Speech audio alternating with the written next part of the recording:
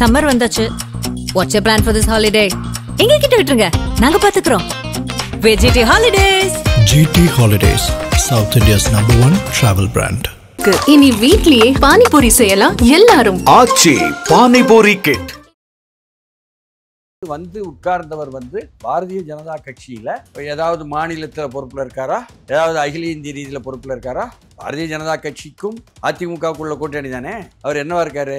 ஒன்றிய உள்துறை அமைச்சர். பாரதிய ஜனதா கட்சியில் எந்த ஒரு பொறுப்பும் இல்லாத ஒருவர் அவர் ரொம்ப பொறுப்பா, அதிக பொறுப்பா பாரதிய ஜனதா கட்சிக்காக நடத்திய ஒரு ஊடகவியலாளர் சந்திப்பு. பக்கத்துல உட்கார்ந்திருந்த எடப்பாடி பழனிசாமி எப்படி நடந்துகிட்டாரு? பிரஸ் மீட்ல அவர் பேசவே இல்லை. பேசவில்லை மட்டுமா, இவர் சமீபத்தில் ஆண்டுகளில் 2.5 ஆண்டுகள் 3 ஆண்டுகளாக எதற்கெடுத்தாலும் பிரஸ் சந்திக்கும் பொழுதெல்லாம் சிரிச்சுக்கிட்டே இருப்பாரு. சிரிச்சாரா? எடப்பாடி முகத்துல ஒரு புன்னகை இல்லை. புன்னகையே எடப்பாடி கொடுக்கல. இதை நேச்சுரல் அலையன்ஸா நீங்க பாக்குறீங்களா சார்? இது முழுமையான பிரசவம் அல்ல, குறை பிரசவம். சரி, எதை வச்சு சார் இதை குறை பிரசவம்னு சொல்றீங்க? அதிமுக தொண்டர்கள் மத்தியிலேயே இப்ப என்ன நிலைமை இருக்குது? இதுவரை இல்லை இல்லைன்னு சொல்லிவிட்டு பல்ட்டி அடிச்சீங்கன்னா நிர்பந்தத்தின் காரணமாக அவர்கள் மத்தியிலேயே விசாரிச்சு பாத்தீங்கன்னா தமிழ்நாடு எங்கும் ஒரு அப்செட் இருக்கு. திராவிட முன்னேற்ற கழகத்தின் பரப்புரையில் வெற்றி உறுதி திமுக கூட்டணிக்கு என்று சொன்னாலும் அதனுடைய தலைமையில் ஒரு விதமான அதிர்ச்சி இருக்கிறதா இல்லையா? எனக்கு அப்படி ஒரு எந்த ஒரு அதிர்ச்சியும் இருக்கிற மாதிரி எனக்கு தெரியலையே சார். உங்களுக்கு தெரியும்படி பண்ணினா அது திமுகவே அல்ல. இந்த நேரத்தில் எடப்பாடியும் ராமதாஸ் பேசிக்கிட்டாங்களா, சொல்லிவிட்டாங்களா நமக்கு தெரியாது. ஆனால் ராமதாஸ் செய்தது அவர் அல்ல தலைவர், நான் தான் தலைவர் என்று சொல்லும் பொழுது என்ன ஆயிருதுன்னு சொன்னா, நாளைய நிகழ்வை தீர்மானிப்பதற்காக இன்றைய காய் நகர்த்தல் என்பதாக அதில் எடப்பாடிக்கு உடன்பாடான காய் நகர்த்தலை முந்திய நாளில் ராமதாஸ் செய்தார் என்றும் கூட பார்க்கலாம். யாரும் ஆதன் நேயர்களுக்கு அன்பு வணக்கம். இன்று நம்மோடு மூத்த பத்திரிகையாளர் TSS மணி அவர்கள் உள்ளார். வணக்கம் மணி சார். வணக்கம். நலமா இருக்கீங்களா சார்? எப்போதும் போல. மகிழ்ச்சி சார். லாஸ்ட் நேர்காணல் அதிமுக பாஜக கூட்டணி உருவாகிறதான்னு நான் உங்ககிட்ட கேள்வி கேட்டிருந்தேன். ரொம்ப ரொம்ப லாஜிக்கலாவே நீங்க என்கிட்ட சொன்னீங்க, அதிமுக பாஜக கூட்டணி உருவாக போவது, உருவாகிறது அப்படிங்கிறதுக்கான எந்த ஒரு சிக்னலுமே பொலிட்டிக்கலா இல்ல. அந்த பேட்டி ஒரு நல்ல வரவேற்பு பெற்ற பேட்டி. கமெண்ட்ஸ்ல ரொம்ப ரொம்ப பாசிட்டிவான விஷயங்களை தான் எல்லாருமே எழுதியிருந்தாங்க. ஸோ நம்ம பேட்டி முடிஞ்சு ஒரு 3வது நாள்லயே ஐடிசியில ஒரே மேடையில அமித்ஷா பக்கத்துல எடப்பாடி பழனிசாமி உட்கார்ந்துருக்காரு. என்டிஏ கூட்டணிக்குள்ள அதிமுக இருக்காங்க. அதிமுக பாஜக கூட்டணி தமிழ்நாட்டில் உருவாகிடுச்சு. இந்த கூட்டணிக்கு எடப்பாடி பழனிசாமி தான் வழி நடத்துவார். அவர் தான் முதல்வர் வேட்பாளர்னு சொல்லலை. அப்படின்னாலே எடப்பாடி பழனிசாமி அவர்கள் தான் முதல்வர் வேட்பாளர் நம்ம எல்லாருக்குமே தெரிஞ்சிருச்சு. ஸோ அதிமுக பாஜக கூட்டணி உருவாயிடுச்சு.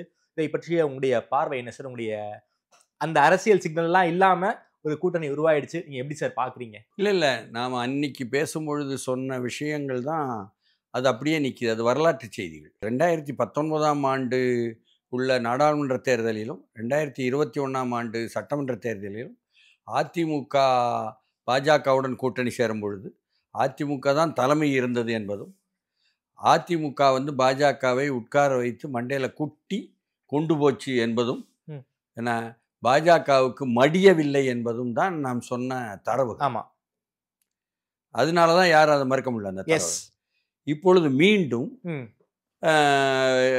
எடப்பாடி பழனிசாமி என்பவரும் அமித்ஷா என்பவரும் உட்கார்ந்திருந்த ஒரு ஊடகவியலாளர் சந்திப்பை தான் நீங்க சொல்றீங்க. ஆமா, ஐடிசி கிராண்ட் சோலால நடந்துச்சு. ஆமா, அப்போ அது எப்படி நடந்துச்சு, அதில் எப்படி நிகழ்வுகள் இருந்தது என்றெல்லாம் பார்க்கும்பொழுது உட்கார்ந்தவர் பாரதிய ஜனதா கட்சியில் ஏதாவது மாநிலத்தில் பொறுப்பில் இருக்காரா, ஏதாவது அகில இந்திய ரீதியில் பொறுப்பில் இருக்காரா? பாரதிய ஜனதா கட்சிக்கும் அதிமுகவுக்குள்ள கூட்டணி தானே. ஆமா, அவர் என்னவா இருக்காரு? ஒன்றிய உள்துறை அமைச்சர். ஒன்றிய உள்துறை அமைச்சர். அப்போ அந்த அதிகார அடையாளத்துடன் வராரு. ஆமா, அவர் இந்தியாவினுடைய பாரதிய ஜனதா கட்சியினுடைய அகில இந்திய தலைவர் அல்ல. எஸ், நட்டான்னு ஒரு ஆள் இருக்காரு வீட்டுக்கு போறதுக்காக. ஆமா, பக்கத்தில் உட்காந்துருந்தாரு ஒருத்தர், முகம் தொங்கி போய் உட்காந்துருந்தாரு, அண்ணாமலைன்னு பேரு. அவர் வீட்டுக்கு போவதற்காக உள்ள மாநில தலைவர். சரிதானே?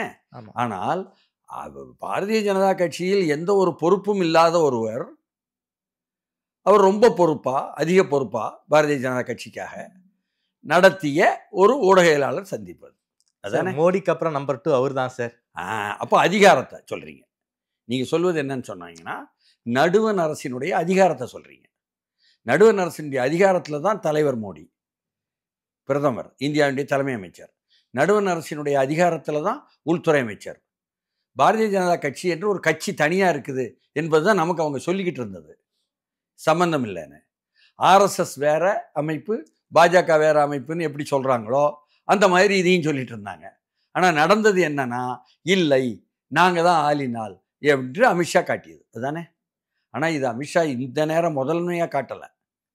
இதற்கு முன்னால் 2019ஆம் ஆண்டு நாடாளுமன்ற தேர்தலிலேயே பாஜக யாருடனெல்லாம் கூட்டணி என்று வரும்பொழுது ஆர்எஸ்எஸ் பக்கத்தில் இருந்து இந்த மோடியும் அமித்ஷாவும் சொன்னதை கேட்க மாட்டேங்க அப்படின்னு சொல்லி 14க்கு அப்புறம் 19 வரை ஆர்எஸ்எஸ் சொன்னதை கேட்கல என்று சொல்லி இவங்களை கவுத்துப்படணும்னு வேற ஒரு கூட்டணிக்கு தயார் பண்ணாங்க. அப்படி இருந்தும் அதை அமித்ஷா தேர்தலுக்கு முந்தைய கூட்டணியாக மாற்றி நிதிஷ்குமார்கிட்ட போய் 50 விழுக்காடு மக்களவை தொகுதியில் உங்களுக்கு தாரேன்னு மாநில பாஜகவுக்கு கருத்துக்கு எதிராக ஒப்பந்தம் போட்டார். அதே போல் மகாராஷ்டிராவில் போய் உத்தவ் தாக்கரேட்ட 50 விழுக்காடு தொகுதி உங்களுக்கு தரோம்னு ஃபட்னாவிஸ் வகைராக்களுக்கு விரோதமாக ஒப்பந்தம் போட்டார். அப்பொழுதும் அமித்ஷா என்பவர் உள்துறை அமைச்சரை தவிர பாரதிய ஜனதா கட்சியின் தலைவர் அல்ல. எஸ். அப்போ அவர் தன்னுடைய அதிகாரத்தில் போடுறாரு. இதை பாஜக காரங்களுக்கு தான் சுடணும்.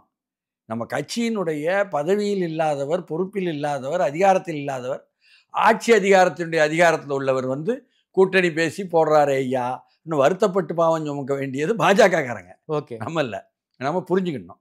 அதே இதில் பக்கத்தில் உட்கார்ந்துருந்த எடப்பாடி பழனிசாமி எப்படி நடந்துக்கிட்டாரு? ப்ரெஸ் மீட்டில் அவர் பேசவே இல்லை. இது வைகோ சொல்லக்கூடியது. பேசவில்லை மட்டுமா, இவர் சமீபத்தில் ஆண்டுகளில் 2.5 ஆண்டுகள் 3 ஆண்டுகளாக எதற்கெடுத்தாலும் ப்ரெஸ்ஸை சந்திக்கும் பொழுதெல்லாம் சிரிச்சுக்கிட்டே இருப்பார். சிரிச்சாரா? ஒரு புன்னகையில், எடப்பாடி முகத்தில் ஒரு புன்னகையில். புன்னகையே எடப்பாடி கொடுக்கல. நயினார் நாகேந்திரனுக்கு மாலை போடும்போதோ சால்வு போடும்போதோ புன்னகை வந்தது. வீட்டில் வச்சு அமித்ஷாவுக்கு விருந்து கொடுத்தாருக்கும் பொழுது அப்போ புன்னகை போல ஒன்று வந்தது. ஆனால் அந்த ஊடகவியலாளர் சந்திப்பில் புன்னகையும் இல்லை. மாறா, வழக்கத்திற்கு மாறா நெஞ்சை துருத்திக்கிட்டு இப்படி உம்முன்னு உட்காந்துருந்தாரா இல்லையா? ஒரு இறுக்கமா, அது தனக்கு உடன்பாடு இல்லை என்பதாக, ஆனால் இந்த கூட்டணிக்கு போய் ஆகிறோம் என்பதாக தன்னுடைய தொண்டர்களுக்கு மெசேஜ் கிவிங், செய்தி சொல்வதுன்னு சொல்கிறாரா நமக்கு தெரியல. ஆனாலும் இல்லை, எடப்பாடி தான் முதல்வர் வேட்பாளர், நாங்கள் ஒரு மைனர் பார்ட்னர் தான், அதாவது எல்லா முக்கியத்துவமும் எடப்பாடிக்கு தான் இருக்குது, உட்கட்சி விவகாரங்களில் தலையிட மாட்டோன்னு ஏகப்பட்ட ஃப்ரீ ஹேண்டை எடப்பாடிக்கு பாஜக கொடுத்துருக்காங்க. சரி, நீங்கள் தான் அமித்ஷா கொடுத்தாரு சொல்லுங்கள். ஆமாம், அமித்ஷா கொடுத்துருக்காருல அந்த ஊடக சந்திப்பிலேயே. ஆமாம். அப்போ என்ன அர்த்தம்?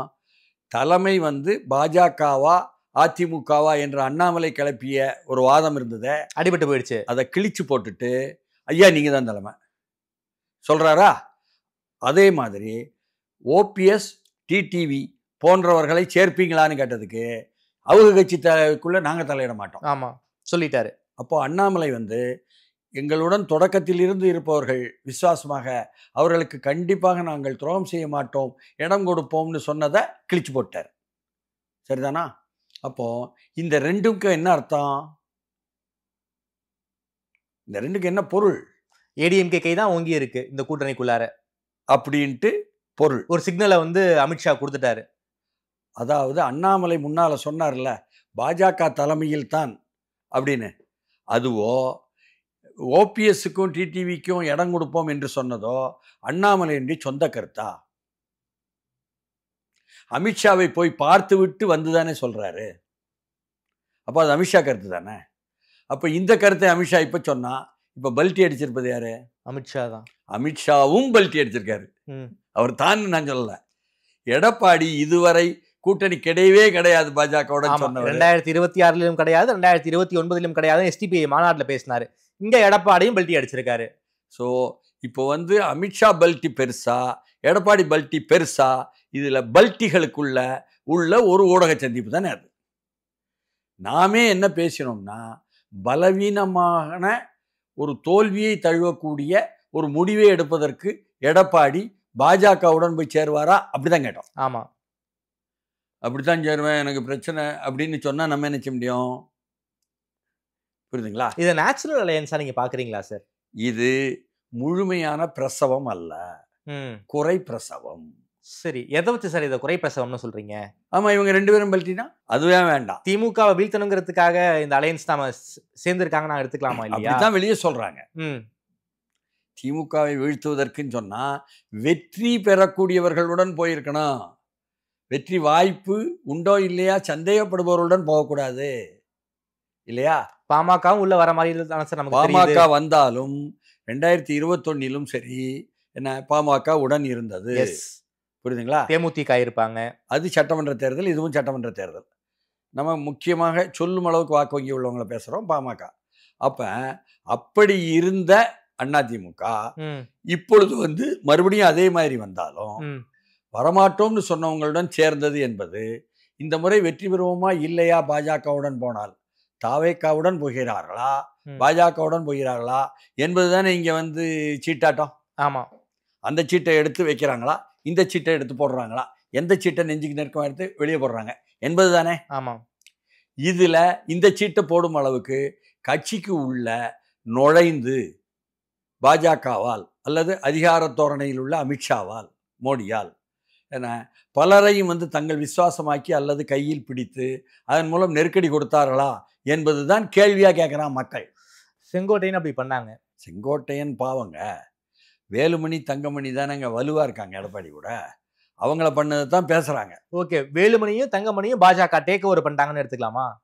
டேக் ஓவர் யாரும் பண்ண முடியாது. எல்லோருக்குமே பொழப்பு வந்து வெற்றிகரமாக இருக்கக்கூடிய கட்சியெல்லாம் இருப்பாங்க. ஆமா, பொழப்பு அது. ஆமா, பொழப்பு கெடுத்துடக்கூடாது யாராவதுன்னு சொல்லி சமரசம் பண்ணுவாங்க. சரி, அப்போ பொழப்பு கெடுத்துடக்கூடாதுங்கிறதுக்காக தான் சமரசம் பண்ணியிருக்காங்களா? திமுக தலைவர் தளபதி மு க ஸ்டாலின் என்ன சொன்னாரு? இது என்ன அடிமை வணிக உடன்பாடு சொன்னாரா? அதுதானான்னு அவங்க எல்லாம் சொல்லணும். அவர்களுடைய தொண்டர்கள், அதிமுகவுடைய தொண்டர்கள் மத்தியிலேயே இப்ப என்ன நிலைமை இருக்குது? இதுவரை இல்லை இல்லைன்னு சொல்லிவிட்டு பல்ட்டி அடிச்சிங்கன்னா நிர்பந்தத்தின் காரணமாக அவர்கள் மத்தியிலேயே விசாரிச்சு பார்த்தீங்கன்னா தமிழ்நாடு எங்கும் ஒரு அப்செட் இருக்கு, நிலை குலைந்த அல்லது தேக்கமான ஒன்று நிலை இருக்கு.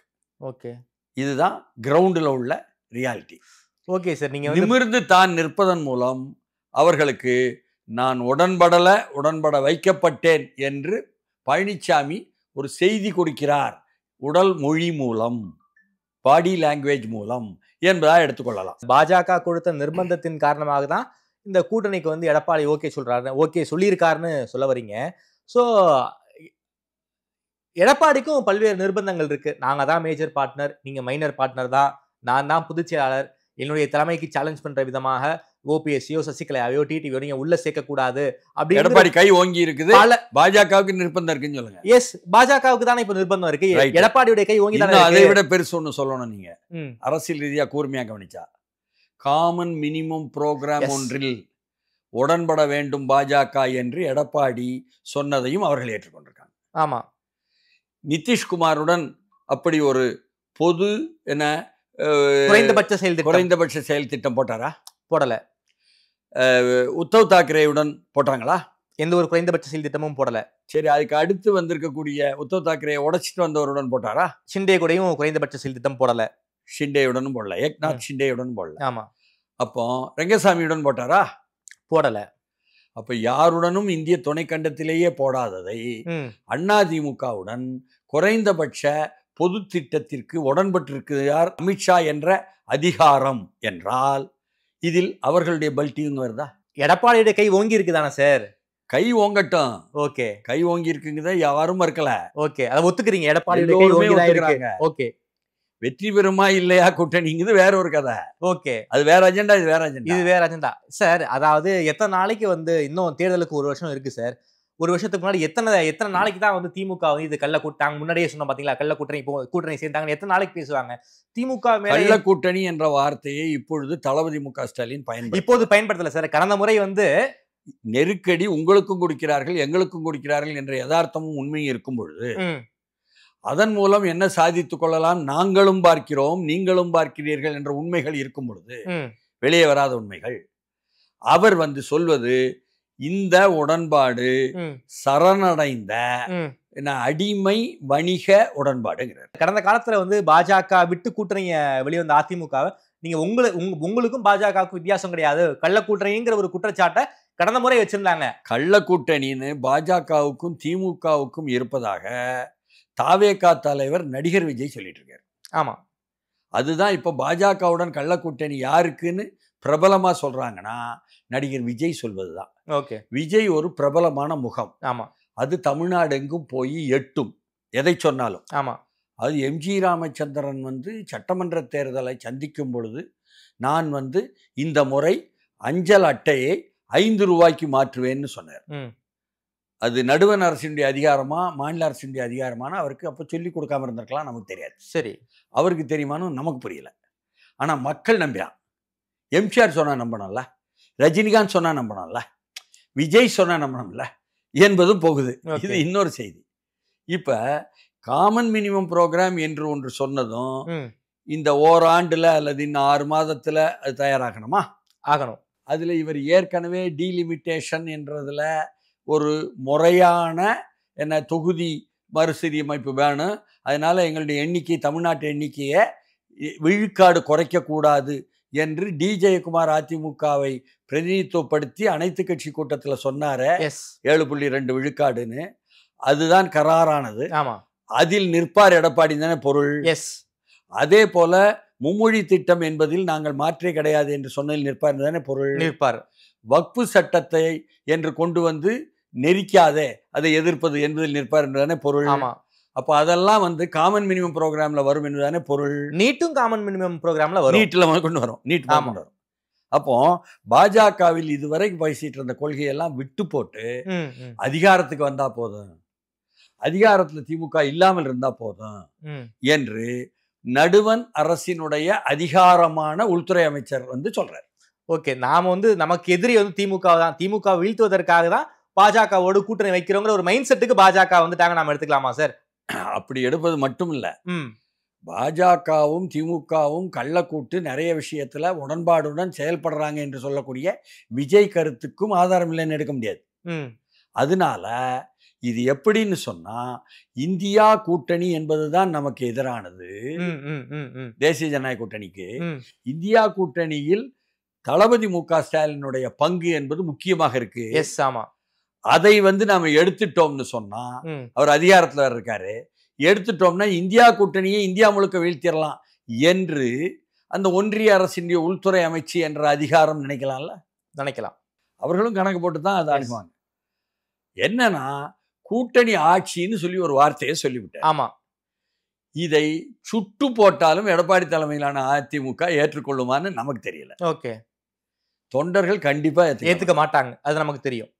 தொண்டர்கள் எல்லா இடமும் விசாரிச்சா சார், நம்ம செய்தியாளர்கள் கேள்வி கேட்கிறாங்க சார், பாஜக கூட்டணி ஆட்சி அப்படின்னு கேள்வி கேட்கிறாங்க. நிச்சயமா அது கூட்டணி ஆட்சியா தான் இருக்கும்னு அமித்ஷாவும் சொல்லிட்டாரு. நம்ம ஆட்கள் தெளிவா கேள்வி கேட்கிறாங்க, பாஜக எம்எல்ஏக்கள் அமைச்சர் ஆவார்களான்னு கேள்வி கேட்கிறாங்க. அதற்கு அமித்ஷா என்ன பதில் சொன்னாலும் தெரியல, வெற்றி பெற்ற பிறகு நம்ம இதெல்லாம் பாத்துக்கலாம்னு சொல்றாரு. அமித்ஷாவே சொல்றாரு. அப்ப என்ன அர்த்தம்? நாங்கள் வெற்றி பெற அளவுக்கு பெரிய அளவுக்கு வரமாட்டாம இருக்கலாம், எடப்பாடி பழனிசாமி தலைமையிலான கட்சி 117 விட கூடியில கூட வந்துடலாம், வந்தா அவங்க இடம் கொடுக்க மாட்டாங்க, கூட்டணி ஆட்சி அமையாது அப்படின்னு தானே பொருள். அதனால அதையெல்லாம் இப்பொழுதே நாம் முன்கூட்டியே முடிவு செய்வதற்கு ப்ரீ மெச்சூர் பொசிஷன். காலம் இன்னமும் இருக்கிறது, ஓராண்டு இருக்கிறது, அடுத்த ஆண்டு மே மாதம் தான் தேர்தல். இந்த 6 மாதத்திற்குள் 6 மாதம் கழிச்சு தான் கூட்டணி என்பது உறுதியாகும்னு எடப்பாடி சொன்னது நினைவிற்கா போன மாதம்? ஆமா, இதெல்லாம் 6 மாசம் கழிச்சு கேளுங்க. அப்ப இப்போ ஒரு கூட்டணி அறிவிக்கப்பட்டிருக்கு. இதுதான் 6 மாதம் கழிச்சு கூட்டணியா இருக்குமா நமக்கு தெரியாது. Everything is possible in politics. என்னன்னு சொன்னா, இதில் முதல்ல எடுத்துக்கிட்டா அதிமுக தலைமைதான் வரும் பொழுது யார் யாரை கூட்டணியில் சேர்ப்பது என்பதும் யார் யாருக்கு எவ்வளவு தொகுதிகள் கொடுப்பது என்பதும் பாஜக உட்பட தீர்மானிப்பது என்பதில் உரசல் வராமல் இருக்குமா தெரியாது. சரிதானா? உரசல் வராது சார், அதுக்கு தான் நயினாரை கொண்டு வந்திருக்காங்க. சரி, நயினார் என்ற மனிதர் சொன்னதுக்காக எல்லாம் கேட்கிறவர் எடப்பாடி அல்ல. எடப்பாடி என்ற மனிதர் சொல்வதையெல்லாம் கேட்பாரு நயினார் என்று கூட எடுத்துக்கொள்ளலாம். சரி, எடப்பாடி சொல்ல நயினார் கேட்டுப்பாரு. நயினாருக்கு வந்து முகம் வேற. என்ன விஷயம்னா, எல்லோரும் அண்ணாமலை வந்து ஜெயலலிதாவை திட்டிவிட்டாங்க, அண்ணாமலை வந்து எம்ஜிஆர் திட்டிவிட்டாரு, அதனால தான் கோபம். பெரிய கொள்கை கோபம் எல்லாம் எந்த அரசியல் தலைவனுக்கும் கிடையாது. ஓகே, என்ன ராசர் கோபம் எடப்பாடிக்கு அண்ணாமலை மேல? மேற்கு மண்டலத்தில் சொல்லும் அளவுக்கோ வெளியே சொல்லாத அளவுக்கோ ஒட்டுமொத்த சமூகமும் எடப்பாடி சார்ந்த சமூகமும் எடப்பாடியைத்தான் தங்கள் பிரதிநிதியாக முதலமைச்சர் வர வேண்டும் என்ற விருப்பத்துடன் இருக்கிறார்கள். சரி, அண்ணாமலை அதே சமூகத்தை சேர்ந்த செந்தில் பாலாஜி, ஜோதிமணி ஆகியோருடைய கூட்டத்தை சேர்ந்த கூட்டம்னா 85 கூட்டம் இருக்கு மங்குவேலா சமூகத்துக்குள்ள. அதுல ஒரு குறிப்பிட்ட கூட்டம் தான் ஒரே குலதெய்வத்தை வழி வருவாங்க என்ன சேர்ந்தவர். இவர் இளைஞர்கள் மத்தியில் திமுக எதிர்ப்ப அப்படி இப்படி படங்காட்டி காட்டிட்டாரு எனும் பொழுது அந்த உரசல், அந்த உடைவு என்பது எடப்பாடிக்கு பின்னால் இருக்கக்கூடிய சமூகத்தை ஒற்றுமைப்படுத்தி வைப்பதற்கு இடையூறா இருக்கு. அதுல இருந்து நீக்கிட்டார். சரிதானா? அதே மாதிரி 10.5 வன்னியர்களுக்கு கொடுத்தாரு 8வது அரசாணையில் என்பதனால தென் மாவட்டங்களில் முக்குலத்தோர் மத்தியில் அவர்களுக்கும் சேர்த்து 7 விழுக்காடு அதில் வந்திருக்கு என்பதை வந்து மறந்தோ மறைத்தோ எடப்பாடி முக்குலத்தோருக்கு எதிராக இருக்காருன்னு கொண்டு போன கருத்துக்கள் இருக்க, அந்த கருத்துக்களில் தான் அமமுகவால் இரட்டைலை வாக்குகளை கொஞ்சம் பிரிக்க முடிஞ்சிச்சு. அதுவும் கூட நயினார் நாகேந்திரன் மறவர் சமூகத்தில் இருந்து ஊரறிந்தவர் என்று வந்திருப்பதனால அவர்களுக்கு முக்குலத்தோர் மத்தியில் போவதற்கு ஏதுவாக இருக்கும் என்று எடப்பாடி நினைக்கலாம். ஓகே, ஆனால் அப்படியெல்லாம் இருக்கும் என்ற அளவுக்கு நயினார் நாகேந்திரனை ஏற்றுக்கொண்ட அந்த சமூகமும் பெரிய அளவுக்கு இல்லை என்பது யதார்த்த உண்மை. ஓகே, ஆனாலும் கூட அமமுகவில் முன்னோடிகள் எல்லாம் எடப்பாடி கட்சிக்கு வந்துட்டாங்க என்பதும் அங்குள்ள கள நிலவரம். இப்படியாக சில சமூக காரணங்களும் இதில் வந்து பின்னால இருக்கு என்பதில் எடப்பாடி மகிழலாம். சோசியல் இன்ஜினியரிங்காக தான் இல்ல, இது ஏதோ அவங்க வந்து அவங்க நினைச்சுக்கிட்டு இருக்கிற சோசியல் பார்வை. ஓகே ஓகே, சோசியல் இன்ஜினியரிங்னா அது வந்து பீகார்ல நிதிஷ்குமார் செய்தது தான். ஓகே, அதையும் இப்போ வந்து ஏதோ சப்போர்ட் பண்ணி மோடியை சப்போர்ட் பண்ணி வக்பு சட்டத்தில் உடச்சிக்கிட்டாரு, அவரை தன்னைத்தானே குத்திக்கிட்டாரு நிதிஷ்குமார். அதனால இந்த இடத்துல வந்து இதுல பல்வேறு விதமான மோதல் இருக்கும் பொழுது திமுகவினுடைய தலைமை வெளியில பார்த்தீங்கன்னு சொன்னா இதுதான் நல்வாய்ப்புன்னு சொல்லி அஃபென்சிவ் கேம்பெயின் வாங்கல. அந்த மாதிரி அவர்கள் பண்ணுவது இப்பொழுது 24 மணி நேரமாக நல்ல பவர்ஃபுல்லா போய் ஏறி அடிக்கிறாங்க. அது தமிழ்நாட்டினுடைய பொதுவான போக்கு என்பது நடுவண் அரசில் இருக்கும் பாஜகவினுடைய தலைமைக்கு எதிரான போக்கு என்பதனால் அது வந்து நல்லதொரு ஒரு கவனத்தை ஈர்க்கிறது, ரசிக்க முடிகிறது என்ற அளவுக்கு போயிருக்கு. அவ்வளவுதான். இதுதான் நாளைக்கு போகுமா நமக்கு தெரியாது, இதுவே நிக்குமா நாளைக்குன்னு நமக்கு தெரியாது, இந்த கூட்டணி நிலைக்குமா உடையுமா என்று தெரியாது. ஆனாலும் அதிமுக இனிமேல் தோற்கும் அப்படின்னு வைகோ சொல்லியிருக்காரு. சரிங்களா? இத்தனைக்கும் மத்தியில் இருக்கும் பொழுது திராவிட முன்னேற்ற கழகத்தினுடைய ஒரு பரப்புரையில் வெற்றி உறுதி திமுக கூட்டணிக்கு என்று சொன்னாலும் அதனுடைய தலைமையில் ஒரு விதமான அதிர்ச்சி இருக்கிறதா இல்லையா?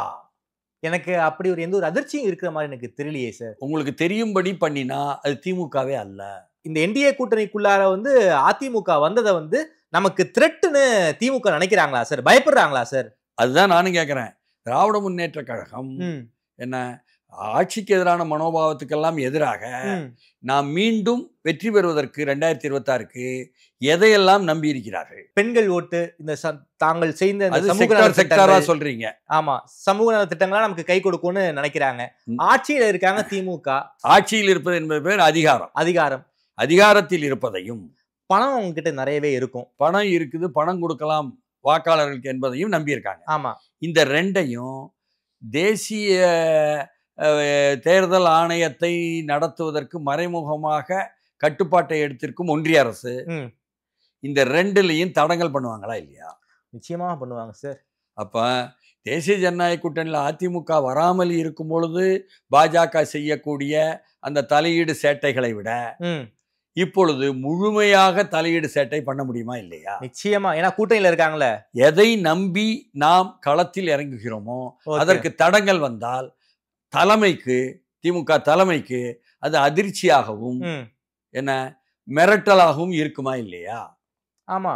அதனால இன்னைக்கு நடந்த இந்த அறிவிப்பு உடன்பாடு என்பது தற்காலிகமானதோ 6 மாதம் கழிச்சு நிக்குமோ நிக்காதோ, இதில் என்ன திமுகவுக்கும் ஒரு அதிர்வு, எடப்பாடி பொதுமக்களை பொறுத்தவரை பொதுத்தளத்துல எடப்பாடி ஒரு பல்டி, அமித்ஷா ஒரு பல்டி, இப்படியாக நாம வெளியில இருந்து பார்க்க முடியுது. ஓகே, இதுதான் யதார்த்தத்துல இருக்கு. இந்த என்டிஏ கூட்டணி ஃபார்மேஷனை பார்த்து திமுக கொஞ்சம் அதிர்ச்சி அடைஞ்சிருக்காங்க நாம எடுத்துக்கலாமா சார்? அதிர்ச்சி அடைஞ்சாலும் ஒரு நம்பிக்கை கொண்டிருக்கிறாங்க. Anti Modi wave, anti BJP mind set இங்க இருக்குங்கிறதுனால இருக்கு என்பதனால ஓகே அதிமுக முழுமையாக அறுவடை செய்ய முடியாது என்பதாக மக்கள் வாக்குகளை அல்லது கட்சி சார்பற்ற வாக்குகளை என்பதாக நம்புறாங்க. ஓகே. ஆனால் பாஜக காரங்க என்ன நம்புறாங்க? போன நாடாளுமன்ற தேர்தலில் ஒரு 22 விழுக்காடு பாஜக அவங்கள்ட்ட இருக்குது, அதிமுக பாஜக விட்ட ஒரு 11 விழுக்காடு இருக்குது, அல்லது பாமக சேர்த்தா அதில் ஒரு 18 விழுக்காடு இருக்குது. ஏன்னா எல்லாம் சேர்ந்து நாங்கள் அப்படியே 40க்கு மேலே போயிடுவோம், அப்படியே 50 நோக்கி போயிடுவோம்னு அவங்க பாவம் ஒரு கணக்கு, வெறும் விழுக்காடு கணக்கு போட்டுட்டு இருக்காங்க. ஓகே, அது பாவம் அந்த கணக்கு போடுறவங்க என்பதற்கு நிரூபணம் தான் தமிழ்நாடு எங்கும் அதிமுக தொண்டர்கள்ட்ட போய் விசாரிச்சா அப்படியே நிலை குலைந்து தேக்கமாய் போய் கருத்து சொல்லாமல் இருக்கிறார்கள். ஓகே. கருத்து சொல்லாமல் இருப்பதனால ஜெயக்குமார் சொன்னது போல 40,000 வாக்குகள் எனக்கு முஸ்லீம்கள் கிறிஸ்தவர்கள்ட்ட இருந்து வந்துட்டு இருந்துச்சு, பாஜக கூட்டணிலாம் போச்சுன்னு சொன்னாரு. அவர் அப்படியே இதுல நிலை குலைந்து போகும் நிலைக்கு வந்திருக்கா இல்லையா? வந்திருக்கு. அதைத்தான் என்ன சொல்றாங்க திமுக பக்கத்திலோ அல்லது மாற்றார்களோ உள்ள பரப்புரையில, ஜெயக்குமார் அங்க பேசிட்டாரு, இங்க பேசிட்டாரு, திமுக சேர்ந்துருவாரு, கட்சியை விட்டு விலகிறாரு, இப்படிங்கிற செய்திகள், போலி செய்திகளை போட்டுக்கிட்டு இருக்காங்க. இல்ல அவர்கிட்டயே கேட்டா, நான் இந்த கட்சி தான் என்னை வளர்த்தது, ஆளாக்கியது, அங்கீகாரம் வாங்கி கொடுத்தது, சோறு போட்டது, நான் எப்படி போவேன் என்பதாகவும், ஆனா ஆழமான பாதிப்புகளை அவரும் சரி தொண்டர்களும் சரி உணர்ந்ததாகவும் அவர் கருதுறாரு. அவர் மட்டுமா ஜெயக்குமார் அப்செட்ல இருக்காரா? அப்செட்ல இருக்காரான்னு கேட்டதுக்கு தான் அவர் சொல்றாரு, நம்மகிட்ட ஆழமான அளவுக்கு பாதிப்புல இருக்கேன், அதுக்காக இந்த கட்சியை விட்டு நான் போயிருவேனா பரப்புறானுவோ, இதான் என்னை வளர்த்தது, ஆளாக்கியது, மரியாதை வாங்கி கொடுத்தது, எனக்கு சோறு போட்டதுங்காரு. அது ஒண்ணு சொல்றாரு. அதே சமயத்தில் சிவி சண்முகமும் இதே போல பாஜகவுடன் சேர்ந்ததுனால என்னுடைய தோல்வின்னு அவரும் சொன்னார். சொன்னாரு. ஆமா. சிவி சண்முகமும் ஜெயக்குமாரும் முஸ்லீமும் அல்ல, கிறிஸ்தவரும் அல்ல.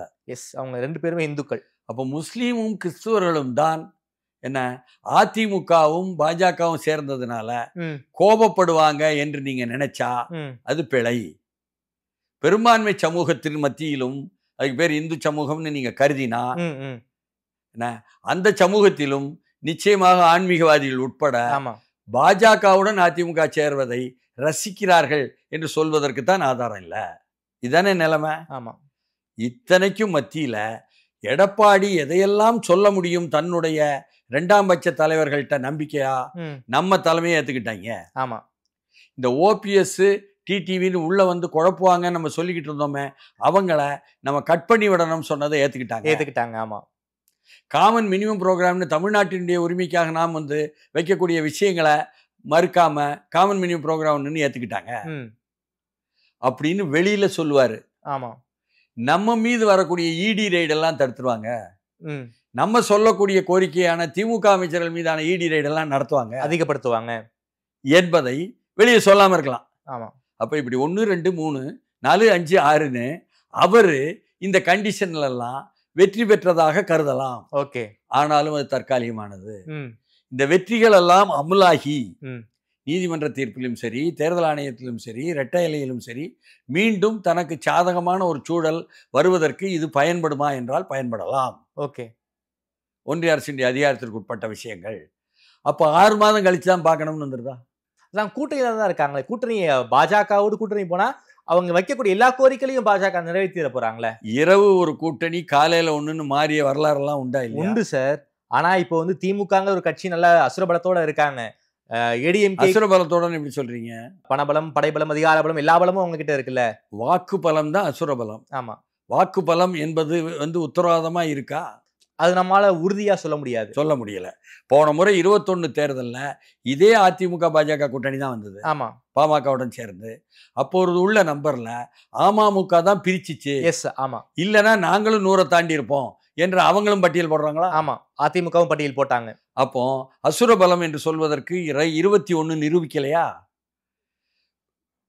பீகார்ல உள்ள பக்சர் மாவட்டத்தில் இருந்து கொஞ்சம் நச்சு சிந்தனை உள்ளவர்கள்னு சொல்லக்கூடிய இடத்துல இருந்து வந்தவர் ஒருத்தர் 200 இடத்துல ஜெயிப்பாரு திமுக கூட்டணின்னு சொன்னாரா? ஆமா. அப்போ அதுல என்ன மீதி தொகுதிகள் இருக்குல்ல 156 தவிர, ஆமா, என்ன 68 தொகுதியா, அது எங்கன்னு யாராவது போய் அவர்கிட்ட கேட்டாங்களா? பிரசாந்த் கிஷோர்ட்ட கேட்கல. எங்கேயோ தூக்கிட்டு போயிட்டாரே, காணமே. 200ல இருபத்தோம். ஆமா, அதனால அவரெல்லாம் வேலை செய்யல. இங்க அப்படி ஒன்றும் எண்ணிக்கை ரீதியாக தான் வாக்கு போக்கு என்பதில், வாக்காளர்களுடைய போக்கு என்பதில் அதிமுக மாபெரும் தோல்வி அடைந்து திமுக கொண்டு வந்தது அசுரபலம் என்று சொல்ல 2021 சொல்ல முடியாது. 2026ல் 5 ஆண்டுகளா திமுகக்கு எதிராக ஆட்சிக்கு எதிரான மனோபாவம் என்றும் கூடியிருக்கா? ஆன்டி இன்கமன்சி கூடி இருக்கு. சட்ட ஒழுங்கு, பெண்கள் பாதுகாப்புன்னு பல்வேறு விஷயங்கள் பட்டியல் போடுறாங்க. சொத்துரிமை, மின்கட்டண உயர்வு, பல்வேறு விஷயம் கூட்டியிருக்குது. பால் விலை உயர்வு, ஏகப்பட்ட இஷ்யூ. நீங்க 1000 ரூபா கொடுத்ததுலேயே 40 விழுக்காடு கிடைக்கலன்னு சொல்லி வருத்தம். ஆமா, இப்படி எல்லாம் சேர்ந்து திமுக 21 வாங்கியதை 26 திரும்ப வாங்க முடியுமா என்ற கேள்வியா நிக்குதா? எஸ்.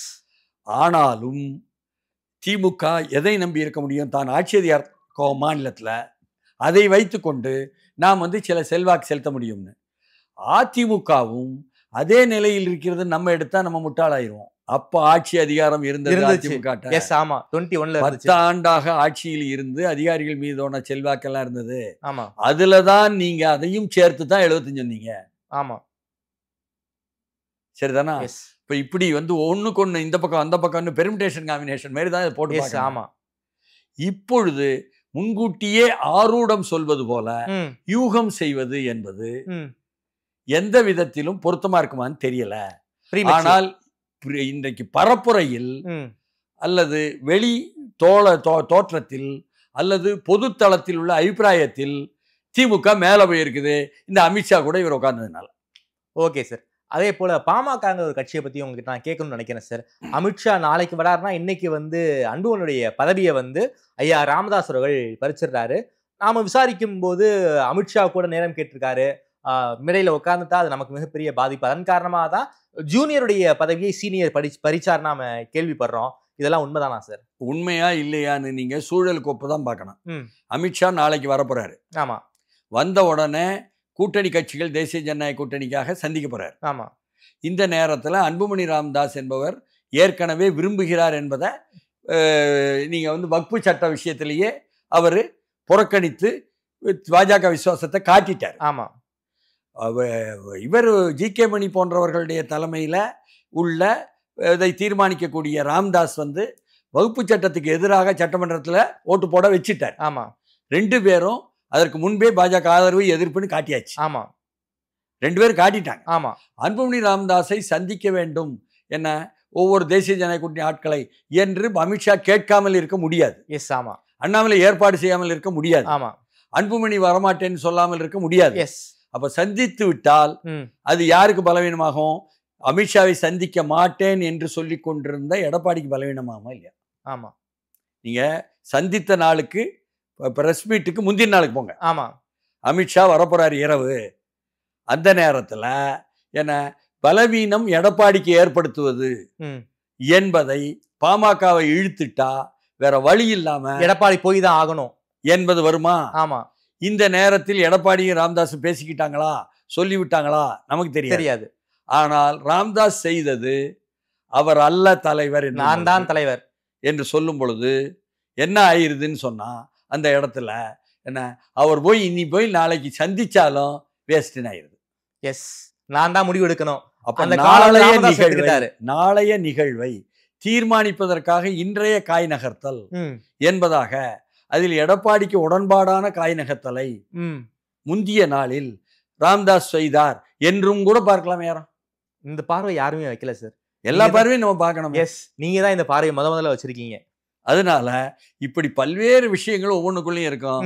எது எப்படி இருந்தாலும் இவர்களெல்லாம் ஒவ்வொருத்தரும் ஒவ்வொரு நிலைப்பாட்டை மனதுக்குள்ள வச்சுக்கிட்டு அவங்களுக்குள்ள உள்ள ஒரு அரசியல் சூதாட்டம் தானே தேர்தல். எஸ், யாரும் எந்த பக்கமும் போலாமே. ஆமா என்பது தானே இருக்கு, என்பது போய்கிட்டு இருக்கு என்பதுதான் யதார்த்தம். சார் எல்லாரும் சார் நீங்க சொல்ற கருத்து எனக்கு ரொம்ப ரொம்ப இன்ட்ரெஸ்டிங்கா இருந்துச்சு. அதாவது எடப்பாடி சொல்லியும் கூட அன்புமணியுடைய தலைவர் பதவியை வந்து ராமதாஸ் பறிச்சிருக்கலாம்னு சொல்ல வரீங்க.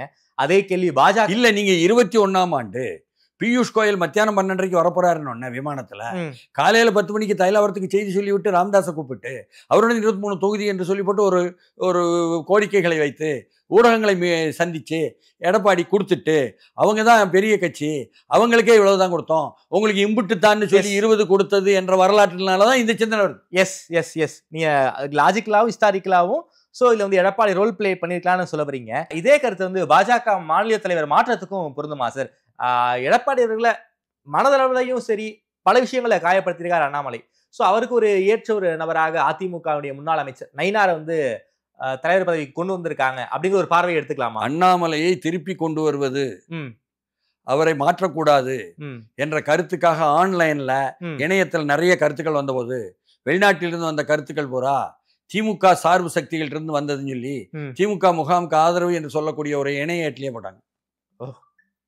போதுமா? அதனால ஒவ்வொன்றுக்குள்ளையும் நுணுக்கமாக எல்லாவற்றையும் கவனிக்கணும் என்பதுதான் நாம் கேட்பது. அதே போல அந்த இணையேட்டில் திமுக ஆதரவு முகாமில் இருப்பதாக கருதக்கூடிய இணையேட்டிலேயே இன்னொன்றும் போட்டாங்க.